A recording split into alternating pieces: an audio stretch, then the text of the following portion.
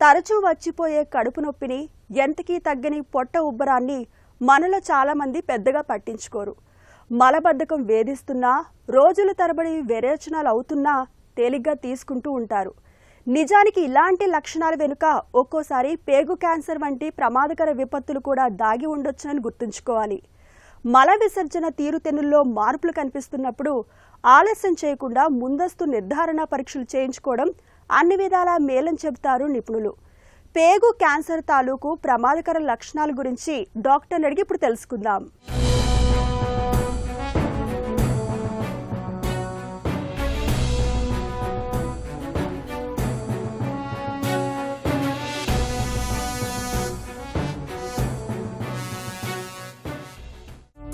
పెద్ద పేగులో క్యాన్సర్ ఎందుకు వస్తోంది? ముఖ్యంగా ఇప్పుడు మనం పాశ్చాత్య జీవనశైలికి మనం అలవాటు పడటం, అలాగనే వాళ్ళు తినే విధంగానే మన ఆహారపు అలవాట్లు మార్చుకోవటం, లైఫ్ స్టైల్ కూడా అలా మారిపోవటం వల్ల ఇండియాలో కూడా ఈ కాలన్ క్యాన్సర్స్ అనేవి చాలా ఎక్కువగా వస్తున్నాయి. దీనికి సంబంధించిన స్టడీస్లో ఒక పర్టికులర్ జెనెటిక్ కాజెస్ వల్ల వచ్చే కాలన్ క్యాన్సర్స్ ఏవైతే ఉంటాయో అవి ఎక్కడైనా కామన్ 5 to 10% కేసెస్లో genetic causes of colon cancer అంటామంటే అంటే ఒక మ్యుటేషన్ రావడం వల్ల ఫెమిలియల్ ఎడినోమాటోసిస్ పాలిపోసిస్ అనే ఒక కండిషను, అలాగనే familial non polyposis colorectal cancer అనేది రెండో కండిషన్, లించ్ సిండ్రోమ్ అంటాం, అలాగే ప్యూర్జెగ్హర్ సిండ్రోమ్ అంటాం. ఇలాంటి కొన్ని సిండ్రోమ్స్ వల్ల కాలన్ క్యాన్సర్స్ రావచ్చు. ఏంటంటే కాలన్ అంతా పాలిప్స్ రూపంలో ఒక గ్రేప్స్ లాగా కాలన్ అంతా ఫామ్ అయ్యి వాటిలోండి క్యాన్సర్ వస్తుంది. కండిషన్ని మనం పక్కన పెట్టేస్తే ఏ డైటరీ విధానం ఏదైతే మనం జీవన శైలిలో మన ఆహారపు అలవాట్లు ఉంటాయో అవి ముఖ్యంగా కాలన్ క్యాన్సర్ రావడానికి ముఖ్యమైన కారణాలు, ప్రధాన కారణాలుగా ఉన్నాయి. ఈ స్టడీస్లో మనకు తెలిసింది ఏంటంటే రెడ్ మీట్ ఎక్కువగా తీసుకున్న, అలాగనే processed meat like bacon, ham, అలాగనే సాసేజెస్, ఇలాంటి ప్రాసెస్డ్ మీట్ ఏదైతే వెస్ట్రన్ కంట్రీస్లో రెగ్యులర్గా మీట్ తింటారో ఆ విధమైన మీట్ తీసుకున్న, high fat, low calcium, low fruits, low vegetables, అలాగనే ఫైబర్ ఎక్కువగా ఫుడ్లో ఫైబర్ లేని ఆహారపు అలవాట్లు ఏవైతే మనం తింటామో వీటి వల్ల కాలన్ క్యాన్సర్స్ వస్తాయి అనేది ఖచ్చితంగా కన్ఫర్మ్ చేయబడింది. కాలన్ క్యాన్సర్ ముప్పు ఎవరికి ఎక్కువ? ముఖ్యంగా ఈ జెనెటిక్ కాజెస్, ఈ మ్యుటేషన్స్ ఉన్న ఫ్యామిలీస్లో ఈ క్యాన్సర్స్ వచ్చే అవకాశం ఉంటుంది. రెండోది ఇన్ఫ్లమేటరీ బవల్ డిజీజెస్ అని ఒక స్పెసిఫిక్ కండిషన్ ఉందంటే అల్సరేటివ్ కొలైటిస్, క్రాన్స్ డిజీజ్ అంటాం. Ulcerative colitis and Crohn's disease are chronic inflammatory conditions of the colon. ఈ వేళలో పర్టికులర్గా ఈ కాలన్ క్యాన్సర్స్ వచ్చే అవకాశాలు ఉంటాయి. అలాగనే ఇందాక డైటరీ ఫ్యాక్టర్స్ ఏవైతే నేను చెప్పానో ఆ డైటరీ ఫ్యాక్టర్స్ ఉన్నవాళ్ళు, అలాంటి ఆహారపు అలవాట్లు ఉన్న వాళ్ళకి క్యాన్సర్స్ అవి ఎక్కువగా వచ్చే అవకాశం ఉంటుంది. So familial causes, medical causes like inflammatory bowl diseases and ఈ లైఫ్ స్టైల్ ఫ్యాక్టర్స్, ఈ 3 ఫ్యాక్టర్స్ ఏమున్నా కానీ ఏజ్ కూడా పెరిగే అవకాశం, ఏజ్తో పాటు ఆ క్యాన్సర్స్ పెరిగే అవకాశం ఉంటుంది. కాలన్ క్యాన్సర్ లక్షణాలు ఎలా ఉంటాయి? కాలన్ క్యాన్సర్ లక్షణాలు ముఖ్యంగా స్టూల్స్లో బ్లడ్ పడటం, అంటే జీరలాగా ఉండొచ్చు, బ్లడ్ డైరెక్ట్గా పడవచ్చు కాలన్ క్యాన్సర్. అలాగనే అబ్స్ట్రక్షన్, కాలన్ క్యాన్సర్ వల్ల పేగు బ్లాక్ అవ్వటం వల్ల ఇంటెస్టినల్ అబ్స్ట్రక్షన్ వచ్చి కాలన్ క్యాన్సర్ బయటపడవచ్చు. అలాగనే కాలన్ క్యాన్సరు ట్యూమర్ పెర్ఫరేట్ అయిపోతే పేగు కన్నం పడి ఎమర్జెన్సీలో ఆ కాలన్ క్యాన్సర్ వల్ల ఎమర్జెన్సీ జరిగిందని తెలుసుకునే పరిస్థితి. సో అబ్స్ట్రక్షను, బ్లీడింగు, తర్వాత perforation, these are the most important. తర్వాత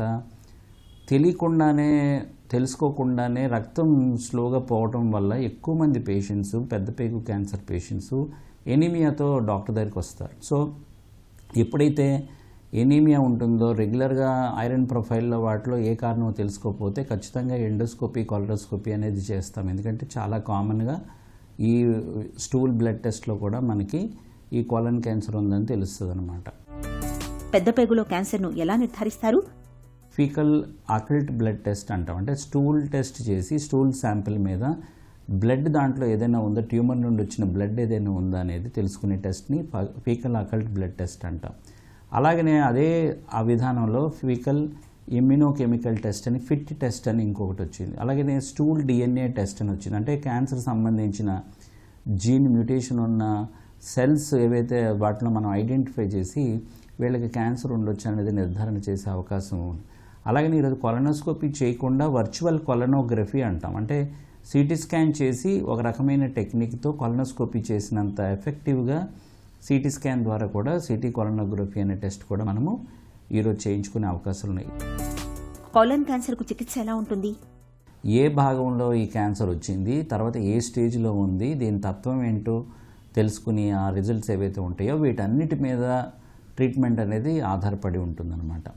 సర్జికల్గా క్యూర్ అయ్యే ప్రతి పేషెంట్కి సర్జరీ చేయాల్సి వస్తుంది కాబట్టి ఏ అవకాశం ఉన్నా ఏ స్టేజ్లోనైనా సర్జరీ అనేది చాలా important part of the treatment. ఎందుకంటే ట్యూమర్ అడ్వాన్స్ స్టేజ్లో ఉన్న ట్యూమర్ వల్ల అబ్స్ట్రక్షన్ రావచ్చు, బ్లీడింగ్ రావచ్చు, పెర్ఫరేట్ అవ్వచ్చు. కాబట్టి కుదిరినంత వరకు ఆ ట్యూమర్ని రిసెక్ట్ చేసి కంటిన్యూటీ సెట్ చేయడానికి ట్రై చేస్తాము. దీన్ని సర్జికల్ ఆంకాలజీలో కోలెక్టమీ అంటామన్నమాట. మనం కోలన్ రిమూవ్ చేసే లెంగ్త్ని బట్టి రకరకాల పేర్లతో ఉంటుంది. అలాగే ఈ సర్జరీ అన్నది ఓపెన్ సర్జరీ చేయొచ్చు, ల్యాప్రోస్కోపీ ద్వారా చేయొచ్చు, రోబోటిక్ సర్జరీ కూడా చేయొచ్చు. ఈరోజు టెక్నాలజీ డెవలప్ అవడం వల్ల చిన్న ఇన్సిషన్తో, తక్కువ కష్టంతో, తక్కువ పెయిన్తో, తక్కువ బ్లీడింగ్తో, తక్కువగా కాస్మెటిక్ ప్రాబ్లం కూడా ఎక్కువగా లేకుండా తక్కువ స్కార్తో ఈరోజు మనం ఆంకలాజికల్గా సేఫ్ ట్రీట్మెంట్ మనం రోబోటిక్ సర్జరీ ద్వారా జరిపే అవకాశాలు ఉన్నాయి. అలాగనే కీమోథెరపీ ఇది నెక్స్ట్ ట్రీట్మెంట్ అనమాట. కీమోథెరపీ అన్నది ట్యాబ్లెట్ రూపంలో కానీ ఇంజెక్షన్ రూపంలో కానీ ఆ స్టేజ్ 3, స్టేజ్ 2 హై రిస్క్ పేషెంట్స్కి, స్టేజ్ 4 పేషెంట్స్కి కూడా అడ్జువెంట్ కీమోథెరపీ అని, స్టేజ్ 4లో ప్యాలియేటివ్ కీమోథెరపీ అని ఇస్తాం. అలాగనే రేడియోథెరపీ అనేది స్టాండర్డ్ ట్రీట్మెంట్ అయినా కానీ radiotherapy is not commonly used treatment modality అనమాట. కోలన్ క్యాన్సర్లో పెద్దగా రేడియోథెరపీ వాడటం జరగదు. ఓన్లీ రెక్టల్ క్యాన్సర్లో మాత్రమే రేడియోథెరపీ అనేది ఎక్కువగా వాడతాము. తర్వాత టార్గెటెడ్ థెరపీ, ఇమ్యూనోథెరపీ. ఆ జబ్బు తాలూకా బయాప్సీలో ఉన్న తత్వాన్ని బట్టి టార్గెటెడ్ థెరపీలు, ఇమ్యూనోథెరపీలు అనేవి మనం ఇవ్వటం జరుగుతూ ఉంటుంది. పర్టికులర్గా జెనెటిక్ డిజార్డర్స్ ఉన్నా, ఇన్ఫ్లమేటరీ బవల్ డిజీజెస్ ఉన్నా, మిగతా రిస్క్ ఫ్యాక్టర్స్ కంటిన్యూ అయినా కూడా మళ్ళీ ఇంకొక క్యాన్సర్ అదే పెద్ద పేగులో వేరే భాగంలో వచ్చే అవకాశాలు ఉన్నాయి. కాబట్టి ఈ కొలనోస్కోపీ అనేది రెగ్యులర్గా మనం ట్రీట్మెంట్ అయిన తర్వాత కూడా ఫాలోఅప్ కోసం చేస్తాం. పేగులో క్యాన్సర్ అనేది ఉన్నట్టుండి వచ్చి పడే విపత్తేమీ కాదు.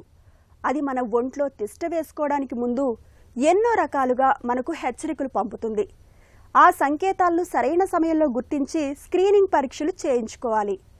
ఇక ఆహారంలో పీచు ఎక్కువగా తీసుకోవాలి. ఈ జాగ్రత్తలు పేగు క్యాన్సర్ ముప్పును చాలా వరకు తగ్గిస్తాయి.